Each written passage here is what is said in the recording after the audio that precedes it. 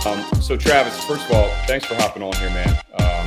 Former DeMatha Stag, my DeMatha brother, followed me to College Park, University of Maryland. Obviously a big time basketball player for Gary Williams. So now with Think First, obviously that's near and dear to your heart, and that's important to us too, right, Travis? Because a lot of the mental health stuff wasn't, I don't want to say a thing, but it wasn't as important, I guess, as it is in today's world, right? Right. I know I went through some things, right? Starting at a young age too. I'm talking youth, the Mm, youth level, right? Coming all the way up through high school and through the college ranks, and even into the NFL. right. I battled a lot of mental health, issues, but really didn't know what it was, right? Right. And now as you get older, you see more people going through it. You get a little bit more educated about it, and you kind of understand a little bit more about what mental health is and why so many people have issues. But talk about your, like, let's say first encounter with mental health, like a mental health challenge that you might have had at an early age. Talk about that. I would say so. It's interesting, man, because when I was say at DeMatha, for example, I mean, I was just a kid that just loved to play basketball. You know what I mean? I really loved to play basketball. I wanted to be great at the sport. I wanted to be the best in my class. I wanted to be one of the best in the country. I didn't really understand the whole the history of college basketball or even the shot of the NBA. But when I was very successful in DeMatha, and you're getting targeted by everybody. You don't really know what's going on. I didn't know what's going on. I had two older brothers that played basketball, but they never played at the high level I reached at. They were very good, but in regards to like top in the country and how to recruit it and things like that. So it was a learning lesson for me in regards to just how everything was going. Being recruited, I didn't know the whole process. I kind of like learned as I went. Like I said, had a mentor that was kind of helping me along, but like I said, I didn't really fully understand what was happening. It probably wasn't until I want to say going from the high school ranks into going to college at the University of Maryland when things started to change a little bit for me in regards to coming out of the math where I was kind of like sheltered, at home all the time, didn't really go out to they just won a national championship in 2002. I'm Travis Garrison, highly recruited from DeMatha. The next thing coming into Maryland, that's when things really started to kind of like pick up. More people started coming around, people coming out of nowhere, having access to so much stuff, the expectations. Like I said, for me, I just was a kid that just wanted to play basketball. Right. Wanted to do the best I can to try to get to the NBA. So I think, and then I started partying a little bit more. Mess with the girls more and things like that. And it was coming fast. I tell people all the time, my time at Maryland was a blur because it was a whirlwind that you Yeah. couldn't get out of, especially if you didn't have discipline. I had a discipline, but also what I've learned now that I'm older is that I battled through depression. I was going through Yeah. depression because I was putting so much expectations on myself, but a lot of people had expectations for me as well. I'm always in the newspapers. I'm always in the news. People's always expecting something, and I always put so much pressure on myself. And I kind of, I how I dealt with that was drinking. I drunk all the Yeah. time. Like I drunk Yeah. all the time. Like whether I was, upset or whether we winning. Like I always, what I learned now, having a therapist, is that I was trying to numb that feeling that I was feeling in a sense, um, and that's what I was doing. Using alcohol to kind of like numb that pain of the expectations, the pressure I was putting on myself, and things like that. So I think like I want to say from between high school and college when it started to kind of like pick up, and then my first year at Maryland, that's when it really happened. Knowing what I know now, I didn't know what Sure. it was then, Sure. because we didn't have that, the help, the assistance that they have now at Maryland. We didn't have that back then. And who you gonna talk to about it? You're not Yeah. going to the coaches because you soft. Like, what are you talking about? Like, what is that? So Yeah. I didn't really talk to. I kind of like I didn't talk to anybody. I kept it all to myself. I Yeah. just drink it away. And that's kind of like that's when I really like was feeling like the mental health aspect of everything. Yeah, it's funny you say that yours was from high school to college, right? That transition mode, that transition period. for me, it was that first year that I started at Maryland, right? So it was the year I transferred to Maryland. I sat out a full year. I read, I had to sit out back. It's comical looking back on it now, but transferring, you got slapped on the wrist and you had to sit out. I was penalized for transferring to Maryland. So I had to sit out a full year. And then that second year of mine, which would have been my junior year, we lose at home against Florida State. If we had won that game, College game day would have been in College Park for the first time ever. I had a lot of pressure on me. We end up losing 30 to like 15 or something like that. Had a terrible game. And, here comes the media crashing down on me. And it was almost a rock bottom point for me. And to your point, I didn't know who to turn to, right? I had my mother at home who was telling me to suck it up. I had coaches that were telling me to suck it up, tough it out.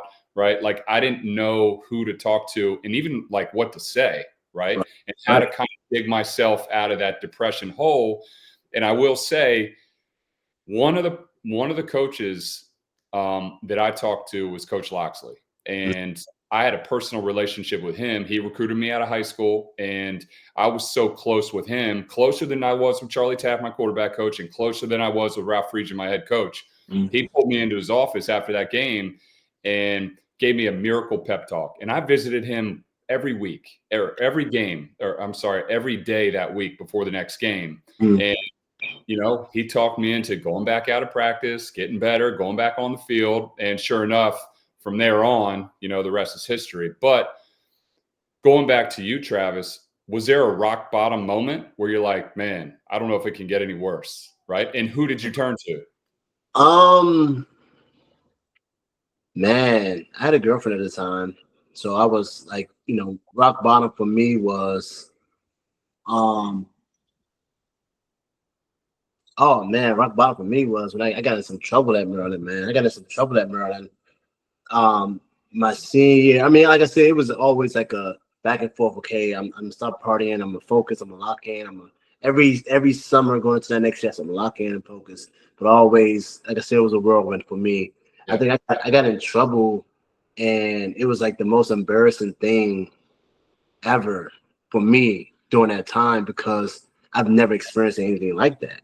Yeah. And just like the whole media bashing and just like everybody can see and know, and it was just a crazy moment. So honestly, the only person I could really turn to and really trust at the time was like God and my family, man. You know what I mean? And then honestly, like the math that opened up, some of the coaches, opened up the doors for me too, and people that really knew me, and knew my character, they kind of just like took me in. But that was a time I was like, man, you know what? I'm not going anywhere. I'm kind of like hiding, and I'm just chilling, man, because like it was the craziest thing I ever experienced in my life. I mean, I didn't know how, and this is like getting ready for the draft, like so having like NBA opportunities and everything, like work my butt off to like have NBA opportunities and everything.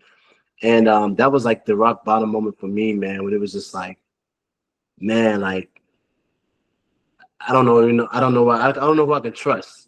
I kind of like it just turned for me. Like I was like this poster boy of, this good guy and good character and reputation. And it's just like everything just flipped. Everybody just flipped. And that was probably like the first rock bottom moment for me. And just dealing with that scrutiny of the public outside of basketball. Yeah. The public scrutiny. But then on top of that, when you get scrutinized so much in the papers by everybody, and then you go online and you got the boards, like those boards that used to comment about all your stuff. I used to read those, which I recommend athletes never do. Never look into like what the media said. Especially social media. Don't read the comments. Please don't. I thank God I ain't had social media back then, man. I don't know. Honestly, I probably would have. We were reading newspapers, Travis. That's what it was. And that's what it was. I was reading the papers. I was reading these boards that they had for sports boards, man. Message boards, yeah. Yeah, man. That was like the dumbest thing I probably could do, man, because they was just killing me all over the place. And that's when I was just like, man, I didn't know what to do. But yeah, like I said, the God, man, and family at that time. Yeah, just people I can trust that knew me, knew my character, and yeah, man, yeah. Yeah, no doubt. I think it's important for our guys and anybody to understand that it's okay to feel shitty. I mean, it's okay to feel depressed. It's okay to feel down and sad, right? I remember when I was younger, I used to run from that, right? I'm like, man, I don't like this feeling. I got to get the hell out of here, right? Mm-hmm. And that only intensified things, right? Exactly. It only got worse, right? Exactly. The more that I ran and the more that I tried to block it out, the stronger that those feelings would come back, right? And they would haunt me for the longest times. And it was because I was always trying to find a way to duck, right? I was always trying to find a way to hide and run away from the feeling, right? Mm-hmm. How important, now that you know what you know, how important is it for anybody, for any athlete, to embrace the negative feelings, or to embrace the sadness, to embrace the depression? Just understand, like, look, this is temporary, right? And this is a good thing. I'm just going to ride the wave, embrace it, and move on, right? I love that question because it's funny. Like, I'm 41 right now, and I think I just embraced it a couple of years ago, and that's off of just me just locking in on just life and not wanting to lose anymore. And by the way, I'm 45, Travis. Me too. I just started to embrace it not too long ago, so I'm right there with you. Yeah, man, and honestly, mine came from having a good circle. I had a really good friend that had therapy for a long time, but was really good, like a psychologist major, and walked me through like just life and just everything's okay and how to face it head on. Then I got a therapist, which also helped me get through, whatever the muck was, because it could have came from not just now, but years of, could have stuff from my childhood. There's a lot of stuff that I never like dug up before.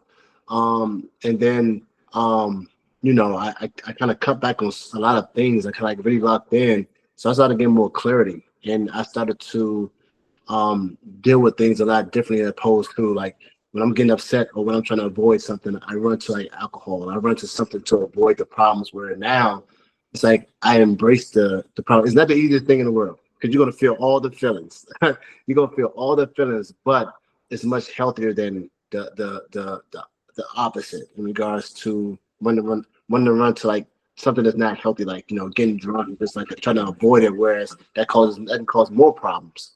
So I think, and then I think it's just healthy just to like, if you can fight through those issues or those things that you're dealing with mentally, then you can almost get through anything, what I mean, in life, because now you have to deal with those feelings, whatever those feelings are, and then face them head on. And once you work through those, you're like, okay, well, it's okay to feel this way. It's okay to be upset. It's okay to be angry. It's okay to be sad. It's okay to feel these feelings, work through them. Then it's just like you kind of like, um, you know, throw them in the garbage disposal in the sense of get rid of it and digest it. Because if you hold it all in, make it build up and get even worse, cause all type of problems. So, I mean, I think it's, especially for athletes, man, when you have to go out there and compete and things like that, how you going to compete when you got so much stuff in your brain when you're already dealing with the day-to-day on a regular basis? So it's very important for the athletes just to be able to, it's okay to face your problems head on and not try to avoid them. Yeah, no, I agree. And talk about teammates, right? Seeing it in the locker room, right? And I know that's hard because a lot of guys, including myself, you hide your feelings, right? Especially when you're in a locker room environment, you don't want to come off as soft, right? You don't want to come off as I'm not having a good day, or I'm a little vulnerable right now, right? But as a teammate, how can these guys really support other teammates, right? How do you, as a player, right, and as a teammate, support somebody that might be going through some things, right, and approaching them and saying, like, look, man, it's all right, like, let's talk about this, right? How important is that when it comes down to teammates? And I think it's very important because I tell kids or young teens or adults or whomever like this playing the sport that is, I mean, you guys are one. You guys are a family. Whether you want to, like, you guys go out there and compete on a daily basis, so you need each other. The 1 through 12 or 1 through however many players, you all need each other and you all work as one. So if one of my brothers is hurting or suffering, I mean, we got to get them through that. We all got to get them through that because we're all as one and we're trying to achieve this goal. But if one of our people is hurting, it can slow the whole process down and mess everything up. So I think, especially knowing what I know now, man, I think it's very important because first of all, it's bigger than the sport. To more like the mental health aspect. Then now social media is a big thing now. So say if one of my brothers get in trouble and they get caught up in the situation, and now they're all over social media and people all over the internet, and everybody's killing them. And then we add to that where they can't run to nowhere, it can lead to all type of problems.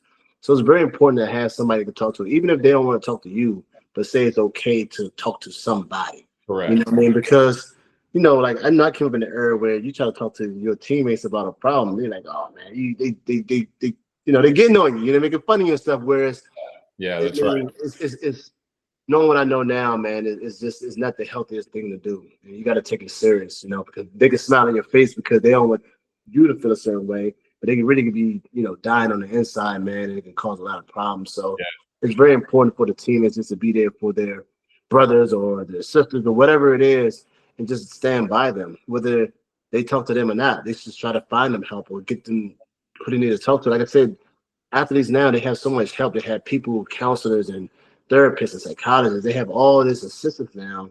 And I know sometimes they can be hesitant to talk to them too because they don't know them. Like I was talking to the Maryland incoming freshman, and one of the questions they asked me when I talked about therapy was, how did it feel talking to a stranger about your problems? That's right. And I said, you know what? I understand that, because if I was a freshman, I would probably thought the same thing and feel the same way. Like, I'm not gonna tell this person that I don't know my problem. You know what I mean? So, but it's important. You got to talk to somebody. You have to digest that stuff. You have to kind of work through it, because if you don't, it could cause more issues. So it's very important. Well, and that was going to be my next question to you. Nowadays, I know Maryland football, they've got somebody, right? They've got somebody internally. They've got somebody internally that. Hold on a second, Travis. You're good.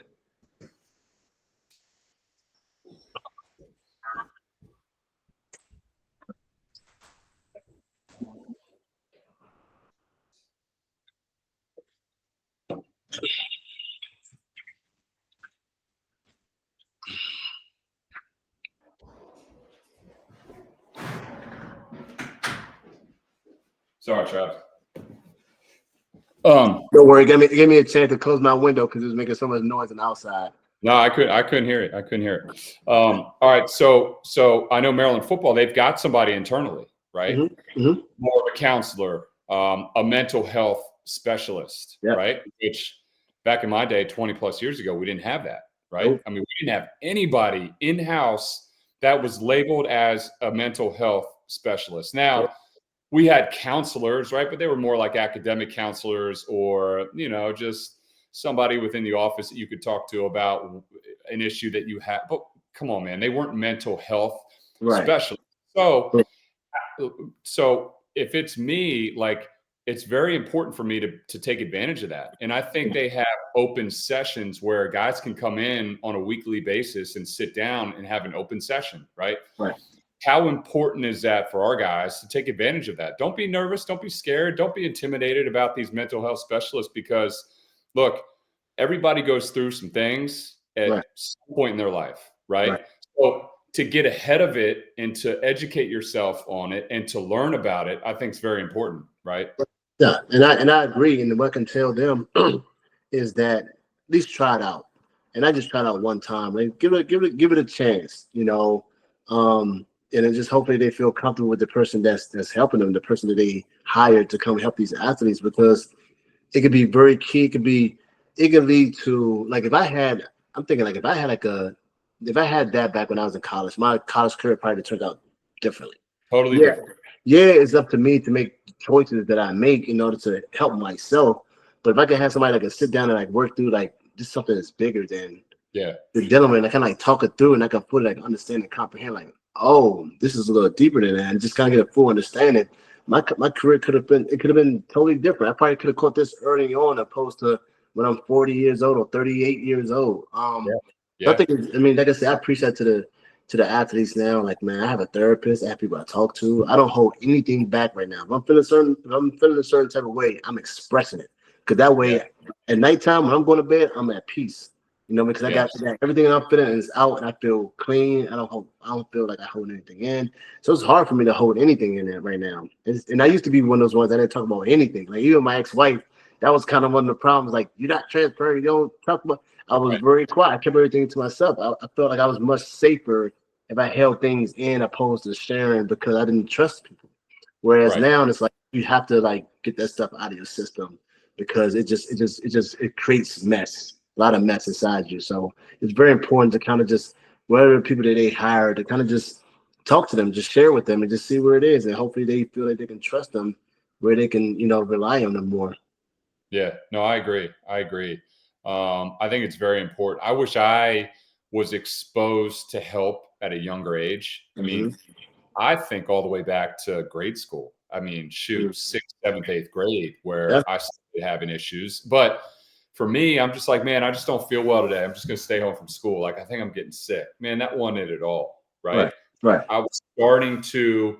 Now, look, I'm maturing. I'm growing. I'm hitting puberty. Whatever the case is. But I'm, my emotions are flowing, and I'm starting to think a different way. And I'm going through some things now. And it just, I didn't know what I was going through at the time, but looking back on it, I'm like, holy smokes, man, I was going through some stuff. And now if I knew now what I knew back then, I would have been able to overcome that. But back then, like, they're not teaching that stuff in school, right? They're not teaching a lot of everything back then was, man, suck it up. You're good. Like, get through it, power through it. Right.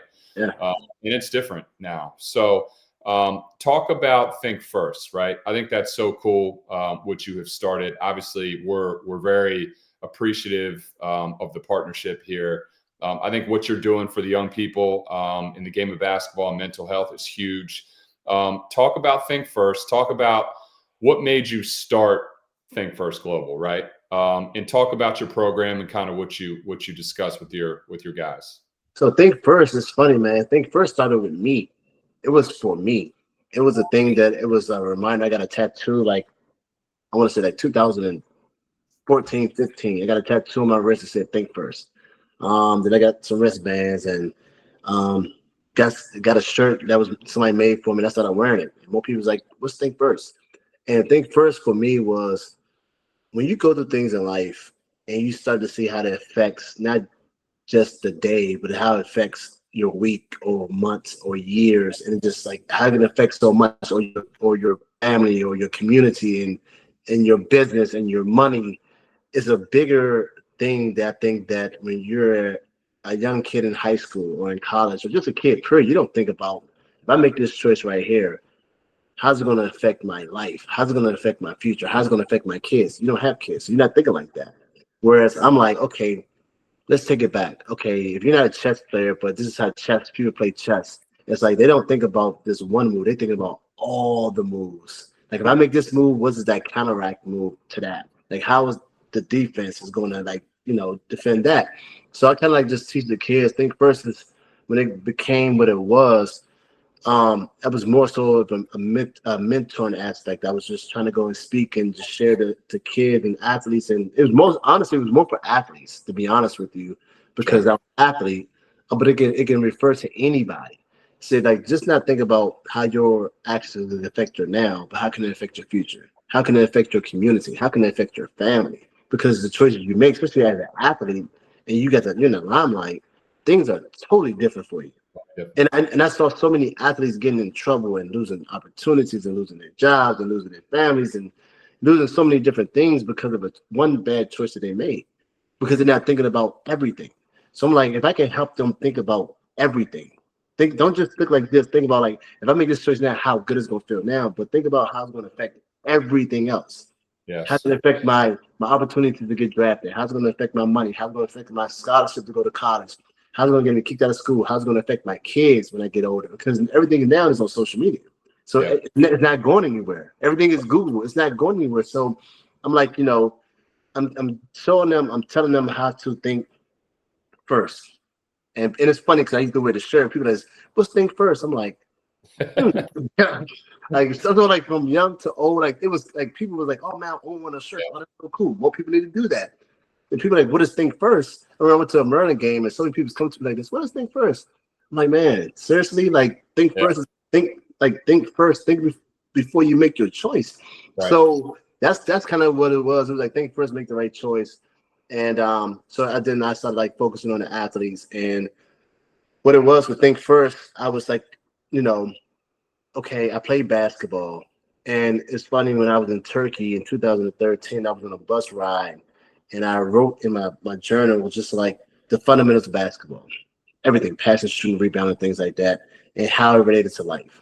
Because basketball, everything that you do, like I'm still an adult, but I learned so many life lessons from the game of basketball.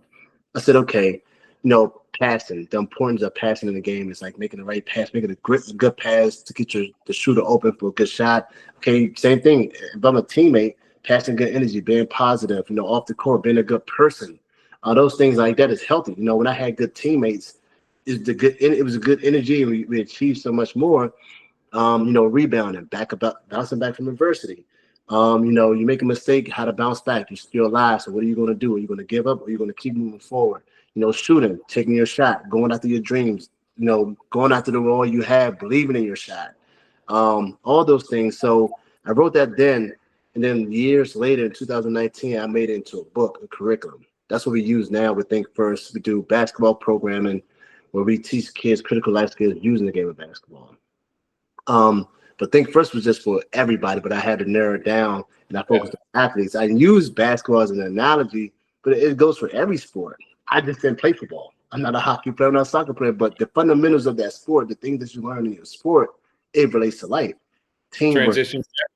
Right. Everything, bouncing back, in a football game, if you're down by 21 points and it's at halftime, are you going to give up or are you going to keep fighting? How many teams that came back from being down by so much? I always talk about that New England and Atlanta game when they was down by so much at halftime. But, you have like probably the greatest player that ever played the game on a team, and then, they didn't give up and they came back and won the Super Bowl. So it's like things like that. The example I give all the time is 2004 when we was on a bubble in the AC tournament. My sophomore year, it was like 4 sophomores and a senior that was starting, and we had to win 2 games in the regular season in order to even have a chance to get out the bubble. We had Virginia and NC State at their place. We won both of those. We go into the tournament, and the first game was against number 3 seed Chris Paul's Wake Forest. Yeah. And we go in there and we win by 1. That was a Friday night. We won by like 1. It was like a 9:00 game. Game was over like 11. We back in the room probably 12-1. We got NC State the next day at 12 noon. We down by 20 at halftime. Everybody's walking out the arena. It's over. They had a good chance. They may be in. They beat Wake Forest. They may have a chance. We come back, win that game. Then we got Duke, number 1 Duke. So NC State was number 2. We had number 1 Duke. The next day, we had a J.J. Redick, Lou Alding, Chris Duhon, all those guys. And they're like, oh, yeah, they're definitely going to lose. But they should be in the tournament now. It's all good. Long story short, we come back, win that game in overtime, win the ACC championship, the first team to ever beat the number 3 seed, number 2 seed, number 1. I remember it. And they end up getting number 4 seed in the tournament. So that's like a prime example I give all the time is like we didn't give up. I'm like, we didn't give up. Like, we kept going. And it's like, that's just in life. Anything is possible. As long as you wake up the next morning and you have air in your lungs, you have a chance. You know what I mean? Yeah. It's just all about, do you really want it, and are you willing to fight back? We was determined to just focus on us and the guys in the locker room, and that we're determined to win. We didn't care. We didn't care about what anybody else outside the locker room thought. We were going to keep fighting. So that was like the thing that I applied to life. I was like, man, look, I could have given up a while ago. All the trouble I got into, depression, everything that I was going through, I could say, you know what? I'm done. I'm out. I'm out easily. My kids helped me keep me here. My kids was the motivating factor that make me keep going. I wanted to tap out so bad, so bad. But I was like, I'm a competitor. I was an athlete. I don't like losing. I like, man, look, I got to figure it out. I got to keep going. And that's what Think First is really all about, just like pushing forward, teaching these young kids, these young athletes that think about your choices before you make them, and how they're not going to affect your now, how can it affect your future, how can it affect you in your life, how can it affect your family, your community. Think about the bigger picture. Don't think narrow, and just go after what you want in life. Anything is possible. As long as you don't give up, anything is possible. So Think First now is in a number of schools in DC and Maryland, and we're continuing to grow and expand. A number of partnerships with you all, what you guys are doing with football. Like I said, because I play basketball, so I said to use basketball, but it can relate to any sport, anybody. So I'm glad that we're able to partner up and get on the football side of things too, because, I care about all athletes. I care about all young people, and their futures, and anything is possible, but they face so many barriers now in regards to the social media and just the critics, and they got so much against them right now, and they need all the help they can get. So I'm just like one of those tools that they can use to kind of just help get over that hump, or just to be an extra support that they need and assist along their journey. So I that's love what it. Take First about, man. It's just about helping the next generation achieve their goals in life and then on their journey. So. Yeah, man. Well, it's great, man. I'm proud of you, Travis. I mean, everything that you've accomplished in your career, from DeMatha all the way up to everything that you're doing now with Think First and with the young athletes and the basketball players and the kids that you're working with. You got a powerful story, my man. And when people hear your story and they hear your message and they hear you talk,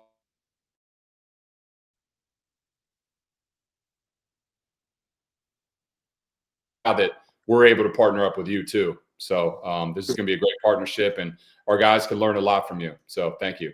Yeah, absolutely. Now, like I said, I appreciate it, man. I'm glad we were able to connect with brothers, man. You know, Stags and the Terps, you know, and they were athletes, man. So, you know, I'm glad that we were able to, you know, partner up, and, you know, obviously anything I can do to help and assist, I'm always there. I'm always, you know, whatever you guys need from me, I'm available.